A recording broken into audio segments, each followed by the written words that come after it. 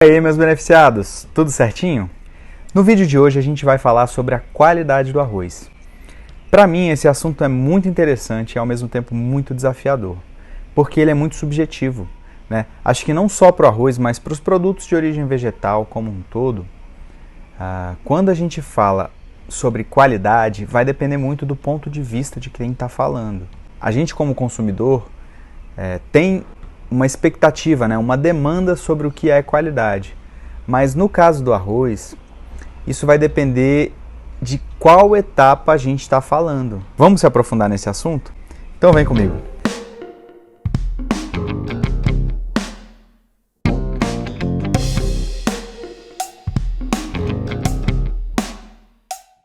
Bom, a gente sabe que a qualidade, ela depende principalmente do consumidor final de um produto, né? Porque é com base na demanda do consumidor que toda a cadeia produtiva opera. No caso do arroz, essa lógica é parecida, mas a gente tem que levar em conta em qual etapa da cadeia produtiva a gente está, para assim entender sobre o que é qualidade. E aí onde é que começa essa cadeia produtiva? A gente pensa, bom, é no campo que se produz o arroz, então é no campo que começa a cadeia produtiva do arroz. Mas não é no campo, é nas instituições de pesquisa e desenvolvimento de novas variedades. Porque por mais que o consumidor dê a palavra final, existem diversos outros fatores importantes na produção de uma nova variedade de arroz. É muito importante ressaltar e reverenciar essas instituições de pesquisa e desenvolvimento de novas variedades, porque eles têm uma grande responsabilidade e realizam um nobre trabalho. É muito difícil fazer o que eles fazem. Por quê? Existe uma grande tendência de busca por qualidade e quantidade, busca por produtividade. E essa demanda cai na mão de quem? Dos melhoristas, dos pesquisadores, dessas instituições que vão estar aí trabalhando para desenvolver variedades novas que cumpram esse papel. E aí, galera, eu queria propor que a gente fizesse um exercício de empatia para tentar enxergar por todos os pontos de vista. No caso do produtor, o que é qualidade? A qualidade para o produtor, ela se traduz em alta performance no campo. Características como tolerância a frio, rápido estabelecimento, alta capacidade de perfilhamento, colmos grossos, plantas compactas e viçosas com resistência ao acamamento, a doenças, a herbicidas, são extremamente importantes para o produtor, porque são características que resultam em altas produtividades, ou seja, qualidade com quantidade. Para as indústrias de processamento e beneficiamento, características de ausência de mistura varietal, grãos homogêneos, maduros, translúcidos, com ausência de defeitos e um alto rendimento, ou seja, um alto percentual de grãos inteiros após o beneficiamento, são características de extrema importância, tendo em vista que esse arroz vai passar por uma série de máquinas e essas máquinas têm que estar muito bem reguladas para que não ocorra a quebra desnecessária desses grãos. Imagina você como dono de uma indústria de beneficiamento e vai estar lá recebendo uma carga de arroz e nessa carga tem uma mistura de variedades. Qual seria o problema disso? Não é tudo arroz?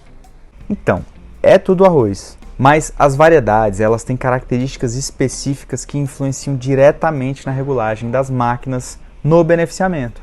A gente pode citar como exemplo a classificação de recebimento do arroz, onde se utiliza a maquineta do arroz. A maquineta tem o objetivo de simular o beneficiamento lá dentro da indústria. Então, nessa classificação de recebimento, se retira a casca e o farelo do arroz e verifica a renda, né? Além de verificar as características de qualidade, como os defeitos, etc.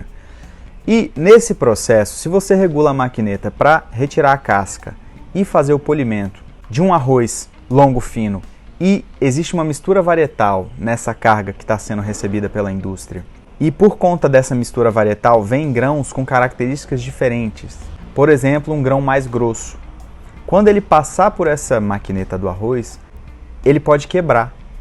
E essa quebra vai reduzir o rendimento dessa carga. E isso gera um prejuízo imenso, né? Essa não homogeneidade de características do arroz.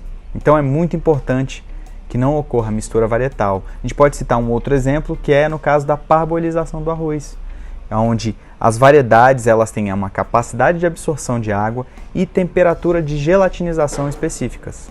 Então, existe uma receita para cada variedade de acordo com temperatura e pressão no caso da parboilização. Então, na indústria a gente tem que levar em consideração essas características. Como o beneficiamento é a última etapa antes de oferecer esse arroz para o consumidor final, ele é responsável por garantir que essa qualidade chegue, no consumidor. E por conta do mercado ser a vitrine do arroz, lá no mercado o aspecto visual e a pureza física dos grãos são características, são fatores muito importantes para a aquisição do consumidor. E aí vale a pena ressaltar a importância dos órgãos de fiscalização e classificação oficial pelas empresas credenciadas. Por quê? Porque existem fatores de qualidade que não são percebidos pelo consumidor e cabe a essas entidades proteger o consumidor com relação à segurança do alimento. Por exemplo, a detecção de substâncias inadequadas como materiais pesados, ou então fatores relacionados à sanidade como contaminação biológica por micro-organismos ou contaminação química por pesticidas é de responsabilidade tanto do Ministério quanto das empresas credenciadas que realizam a classificação oficial. E a presença ativa dessas instituições é fundamental e insubstituível para garantir que essa qualidade e segurança cheguem no nosso prato. Mas e nós, como consumidores? O que é qualidade quando a gente fala do arroz? Então, as nossas exigências de qualidade como consumidor passam por uma ampla gama de características culinárias que divergem principalmente com relação a fatores socioculturais, o aspecto nutricional e o uso proposto do arroz. E o que eu quero dizer com isso? Eu quero dizer que a qualidade culinária ela depende de qual variedade de arroz você vai utilizar, qual a receita, como você vai usar esse arroz, qual o tipo de preparo desse arroz, e também fatores econômicos, sociais e culturais do país em questão, porque o arroz ele é uma cultura mundial. Então, de região para região, de país para país, essa demanda de qualidade, o que cada um reconhece como qualidade para o arroz, muda. Você conhece o arroz italiano que a gente usa para fazer risoto? E o arroz japonês que a gente usa para fazer aquele sushizinho? Você já ouviu falar do arroz aromático? E do arroz selvagem?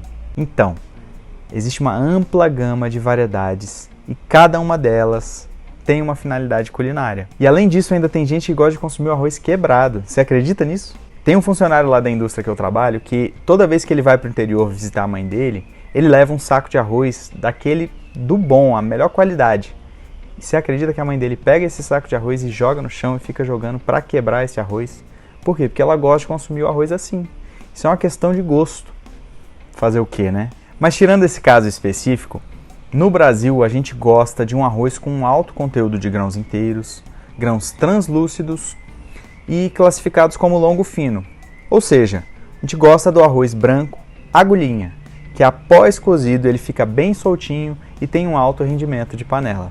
E para melhorar essa equação a gente ainda pode olhar pelo ponto de vista nutricional, onde o arroz integral e o arroz parbolizado eles têm uma evidência maior, justamente porque eles têm uma maior quantidade de nutrientes e eles têm um menor índice glicêmico. A qualidade do arroz é uma característica multifacetada. Dentre as características que influenciam na qualidade do arroz, a gente pode citar a cor da casca e do pericarpo, as dimensões do grão, o tamanho e a forma, o rendimento no beneficiamento, a cor, a translucidez, as características de cozimento do arroz, a pureza física, a pureza varietal, dentre várias outras características. É muito complexo.